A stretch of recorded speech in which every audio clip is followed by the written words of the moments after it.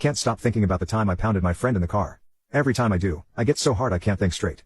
Even as I type this, I have to stop ever so often to rub one out. My girlfriend Malia believes that men and women can be platonic friends. Every day she'd get into arguments with my friends about how it's possible for women and men to be friends and would constantly use our relationship as an example. I used to agree with her until a few months ago when I fell in love with her. Of course, I couldn't tell her without losing our friendship. Everything was going fine until last month when my friends and I decided to go on a road trip. My friend's minivan was a 5-seater and there were 6 of us. Obviously, none of us wanted to sit on another dude's lap, so everyone argued for Malia to do it.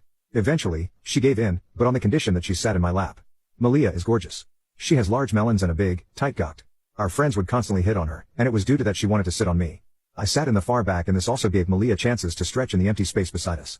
The first hour was awkward, but by the second hour, we got comfortable enough for her to lean back against me. As we crossed into Louisiana, we hit a pothole and so began what was a horrifying yet blissful experience.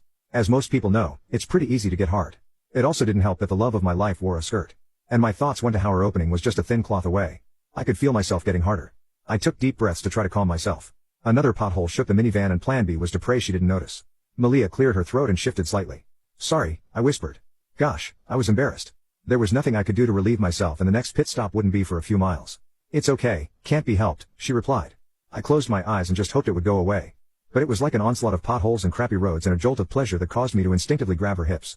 Each rumble and bump that tossed her slightly in the air and back on my pickle drove me insane. I wanted so desperately for my meat to accidentally slip out of my shorts and right into her cat.